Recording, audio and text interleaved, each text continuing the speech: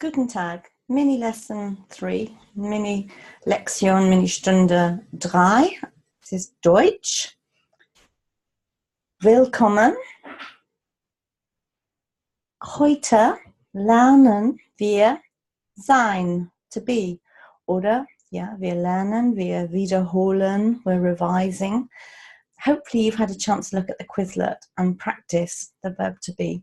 It is an extremely important verb, to be or not to be, because with the verb to be you can say an awful lot of things. I am sorry, I am late, I'm happy, I'm tired.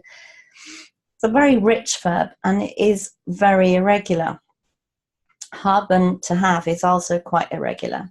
Apart from that, German present tense endings are very straightforward compared to French and Spanish and some other languages. So there is a real pattern that you can learn, which I would teach you in the next lesson. But two verbs, definitely, the verb to be and the verb to have, you just have to learn.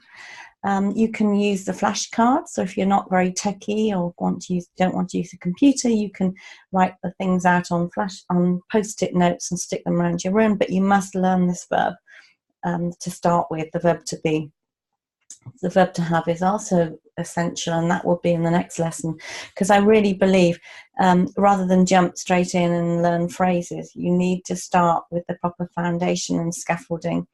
It's all very well to start building straight away, but lots of courses, they teach you all these fancy phrases. You don't know why you're saying things, you don't know how to put it together yourself, and also you only learn I and maybe you don't learn all the other parts. We maybe are tired, you maybe they are, or my parents, whoever, my friends are. You need to know the different parts of the verb to be. So here we go. Can you remember I am? Very simple. Think of rubbish. Ich bin. Ich bin. Yeah. Ich bin is I am. And then a bit more problematic, you, because in German, if you probably know, there are three forms of you.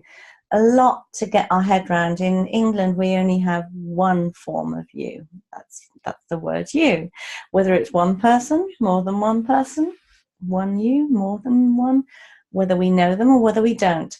But in German, there are three, and we're going to start off with the you when it's just one person that you're familiar with, that you know, family or friend or someone that you know, or someone younger than you, certainly. So how do we say you are? Du bist, yeah. And I think I've told you that German D became TH in English. And if you can almost see the word thou and thy, which is in Shakespeare and the Bible, which was the familiar you form that used to be used in English. Thou, du, yeah, humour me again.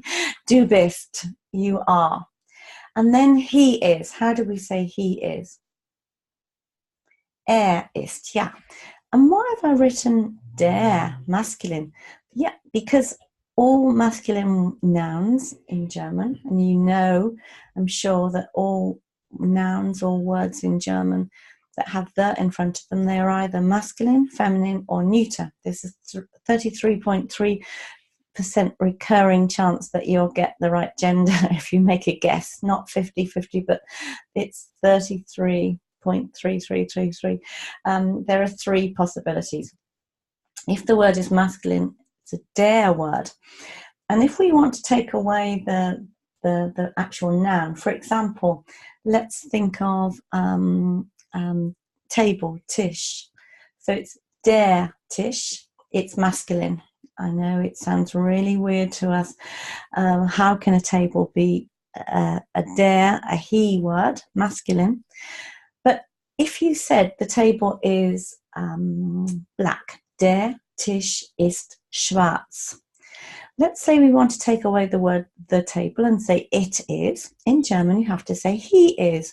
Ist schwarz. So you're saying not it, like in English. You're saying he. So you have to be very careful. In English, all guys, all masculine, all people are masculine, we say he. All feminine people, females, we say she. And anything that's inanimate, we say it, but not so in German. It's going to be either if the word is a he, a person, or if it's referring as it to a word that is masculine. So if it's a der word, you're going to say not, as you'd imagine, s. So if you can kind of understand that. If you used s, it wouldn't be the end of the world, but I'm just trying to help you understand why. So she is, sie ist, yeah. And let's think of a feminine word, die Tür, the door. So if you wanted to say it is, and it's die Tür, you would say sie ist weiß, she is white, or sie ist offen, she is open.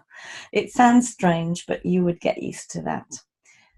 There's another, yes, so the word for it is a general word for it. We can use it just to say something like, it is super. We don't know what it's referring to, just es ist super. Yeah, es ist. But it's also used for the it when it's a das word. For example, das Kind, child. So you wouldn't say he or she because it's das Kind. You would, strictly speaking, say es. Some people argue that if you know it's a boy, you can say if you know it's a girl, you can say sie. But I'm just trying to give you the idea of a das word is es. Okay. And then we have this very useful word, man ist. It's one N. If you use two N's and a capital M, it means man or husband. But this one is man ist. It's our equivalent of one is. But as I've said before in another slide, only Prince Charles and royal family really would use one is. One is going on one's holidays. We would tend to say you or we for this, but it's quite a nice, easy way of saying you or we. Man ist, we are. So you can just use, and it uses the same form as the he and the she and the it, ist. Nice and easy. You can see our word is there, can't you? With the he and the she, you can see our word is. There's a T on the end, an extra T in German. We obviously dropped that, but you can see our word. And then we come to the proper we, the real we. Wir sind. Quite difficult. Wir sind. We are. And the next you, which is lots of people you know, more than, so two or more, plural form of friendly, familiar, friends, family, younger children. Yes, this is ihr, ihr seid. Quite difficult. Ihr seid. Then we come to they are. So it doesn't matter if it's male, female, whatever. It's all the same here. Easier than Spanish or French.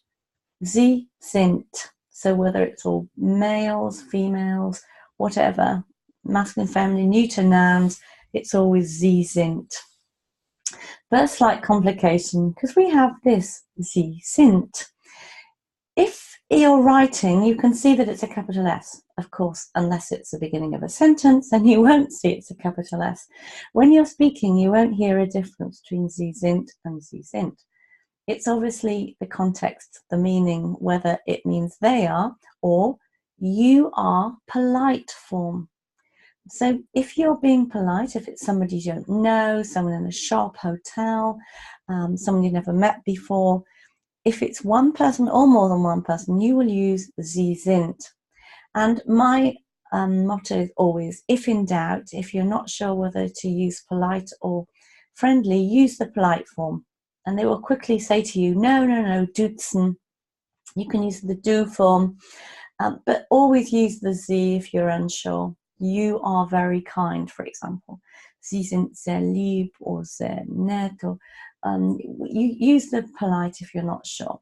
Okay, so the only way to do these, to remember them, is to learn them, to go over and over and over with post-its or the flashcards. Right, these are the sentences that I set you. They were on a post on Quizlet, previous post, so you can either pause at this point, the slide, and practice saying them out. Maybe you've written them out already. But either way, have a go. See if you can work them out yourself. The answers will be on the next slide. Just a quick tip. Und is and, you probably already know. Aber is but, and you put a comma in front of aber, which means but. Aber, but.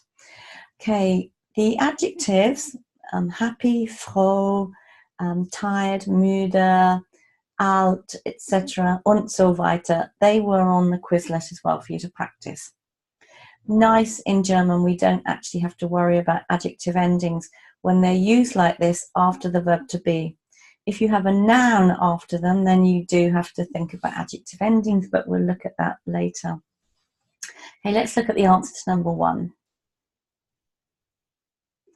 Sorry, they don't come in one by one, but we'll go through them anyway. Ich bin froh, comma, aber müde. Ich bin froh. Don't worry if you don't get that comma. You could use glücklich for happy. Froh, glücklich. Müde is tired. Nummer 2. Du bist alt und intelligent. So this is one you, one friend. Du bist alt und intelligent. Nummer 3. Sie ist Engländerin und freundlich. She is English. So Engländer for a man. You put the in quite often on the end to get the feminine. Engländerin. Nummer 4. Ist Brite und nett. So nett is a nice word for nice. There is also sympathisch, which is a false friend. It's not sympathetic, it's friendly. Nummer 5. Wir sind hungrig und durstig. Nice one. We are hungry and thirsty. Very useful. There's another way of saying hungry. You can say we have hunger. Can you see where our word hungry comes from there? Hungrig. IG is a Y. Durstig. D became a TH in English. Thirstig. Thirsty. Nummer 6. Ich bin klein, aber Sie sind groß. I know these are a bit random, these sentences, but I wanted to just put the adjectives together and give you something to practice. Sie sind groß. Nummer 7. Ihr seid jung und schön. So lots of people you know. Ihr seid, you lot are, young, jung und schön. Handsome, good looking. Nummer 8. Sind Sie fertig? Are you, polite, ready? Fertig can also be finished. Fix and fertig can be really completely finished at the end of everything, like at the end of your tether, like that's it, can't do anymore. Different meanings for fertig. Now these 8 sentences you can turn into probably 32 extra phrases, combinations, just by adding some little words in front of the adjectives, in front of the alt, intelligent, the freundlich. Okay, I will show you these magic words. So if you use nicht, not, for example, so nicht froh, nicht müde, I'm not tired. So if you can't remember the word for sad, you can just say, ich bin nicht froh, I'm not happy. There is a word for sad, traurig, but if you're not sure, you can just put nicht. If you want to use the word for very, sehr, that gives you that adds more dimension to your sentences. Not just happy, very tired. Ganz, really, ganz müde, ganz froh, ganz alt, really. And then we have quite, ziemlich. The Z is like a TS sound. Ziemlich alt, ziemlich jung. So that can go in front, and also if you're not very tall or very short, sehr klein, you can say ziemlich klein. Not very, but quite in between tall and big. It adds more dimension to your sentences. So, danke, danke schön, auf Wiedersehen, danke für Ihre Aufmerksamkeit, thanks for your attention, und bis nächste Woche. Please don't forget to share, put a comment as well. If you like this, share it with others. If you or encourage others to join the group. If you want to make any comments, anything you'd like me to introduce, anything you want me to go back over, explain, just put something in the comments, and I would really appreciate just to know if you're enjoying this, if it's useful, helpful. Thank you very much. Bis nächste Woche.